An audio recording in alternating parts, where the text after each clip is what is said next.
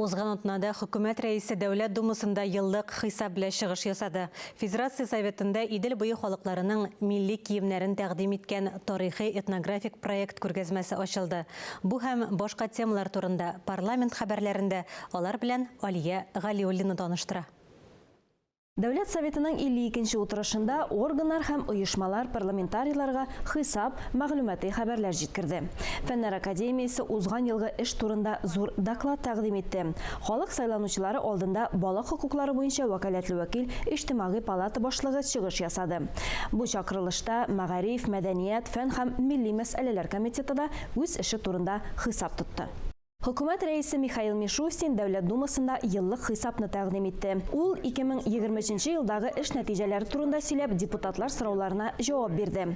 Росстат нәтиҗәләренә караганда, узган ел тулаем эчке продукт 3,6%-ка арткан. Бу үсеш алган илләрнең уртача күрсәткеченә караганда 2 тапкырга күбрәк. Федерация Советында Идел буе халыкларының милли киеме тарихи этнографик проекты күргәзмәсе ачылды. Проектны Татарстан Республикасы рәисе Рөстәм Миңнеханов ярдәмендә Ассамблея һәм Татарстан халыклар дуслыгы йорты башлангычы белән гамәлгә ашырдылар. Тарихи этнографик проектта Идел буе федераль төбәгендәге яшәүче халыкларның 29 милли киеме торгызылды. Федерация Советы рәисе урынбасары Константин Косачев билгеләп үткәнчә, күргәзмәнең максаты Россияны күп гасырлык традицияларга ия булган уникаль мөмкинлекләр иле итеп күрсәтү. Ул мәдәниятнең һәм халык сәнгатенең күп төрлелеген, һәр халыкның һәм төбәкнең үзенчәлеген саклый. Все мы имели возможность прикоснуться еще раз к той самой настоящей и любимой России, в данном случае через костюмы народов Поволжья, но той самой разнообразной и бережно хранящей свои традиции, свою культуру, свою историю нашей Родины. Тәҗрибә белән уртаклашырга һәм иң яхшы үрнәкләр белән коралланырга.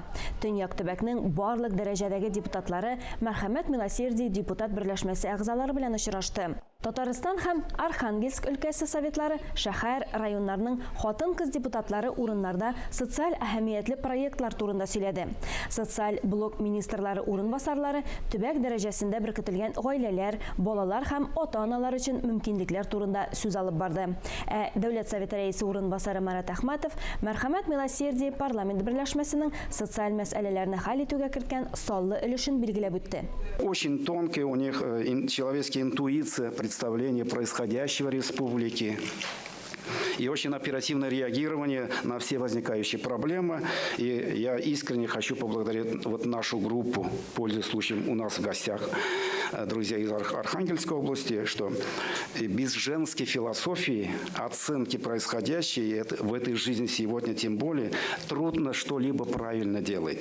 Последние годы несколько значимых документов на уровне президента Российской Федерации принято именно по этому поводу. А кто эти вопросы прежде всего понимает душой, сердцем, понимает и знает, готовы решать эти проблемы в пользу семьи, в пользу наших детей? Конечно, женщины. Узган атнаның парламент хәбәрләре турында кыскача шулар иде.